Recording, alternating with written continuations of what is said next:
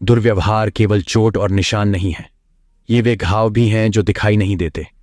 Narcissist बिना कुछ किए दर्द देने में माहिर होते हैं। चलिए बात करते हैं कि वे ऐसा कैसे करते हैं ताकि आप उन्हें पहचान सकें। अपने लिए खड़े हों और उनके हानिकारक व्यवहार से मुक्त हों। सोचिए कि आप थके हुए हैं, बस आराम करना और सोना चाहते हैं, लेकिन जैसे ही आप सोने वाले होते हैं आपका फोन बजता है। यह नार्सिसिस्ट आपका ध्यान खींचना चाहता है। आराम की आपकी जरूरत के बावजूद वे आपको दोषी ठहराते हैं और स्वार्थी महसूस कराते हैं।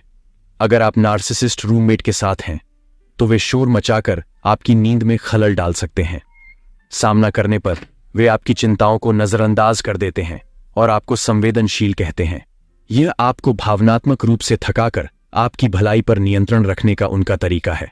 अनुचित तुलना के जरिए जब आप महानता की ओर बढ़ते हैं तो एक नार्सिसिस्ट आपको उन लोगों से तुलना कर छोटा कर सकता है जिन्हें वे हीन मानते हैं।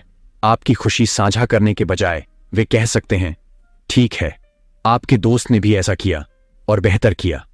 यह आपके आत्मविश्वास और आत्ममूल्य को कम कर आपको मान्यता के लिए उन पर निर्भर करने की रणनीति है। लेकिन जान लें, आप जैसे हैं वैसे ही पर्याप्त हैं। आपकी कीमत उनके शब्दों से नहीं मापी जाती। स्पॉटलाइट हाईजैकिंग नार्सिसिस्ट लगातार मान्यता चाहते हैं, अक्सर दूसरों की कीमत पर। यह व्यवहार प्रशंसा की उनकी अतृप्त आवश्यकता से आता है। वे हमेशा खुद को ध्यान का केंद्र बनाने का तरीका खोजते हैं।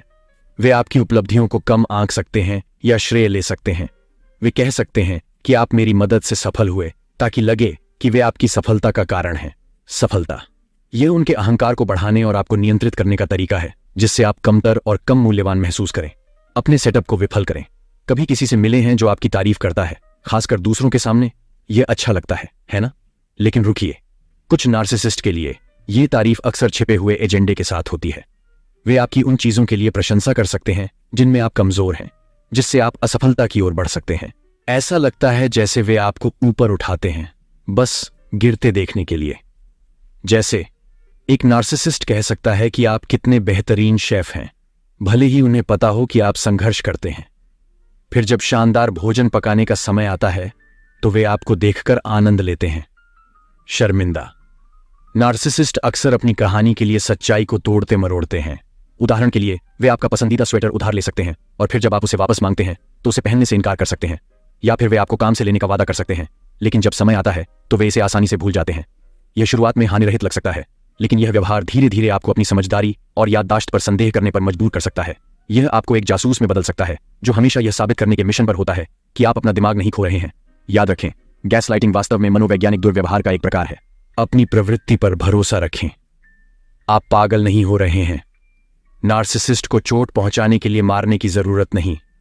आप सम्मान और दयालुता के हकदार हैं, हेरफेर से मुक्त।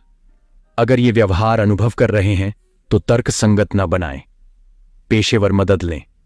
आप फलने फूलने के भी हकदार हैं। नार्सिसिस्ट के बारे में अधिक जानने के लिए यह वीडियो देखें। 7 ऐसे व्यवहार जो गुप्त नार्सिसिस्ट आपको दिखाते हैं, जो आपकी खुशी और भलाई के लिए संघर्ष करने लायक बनाते हैं।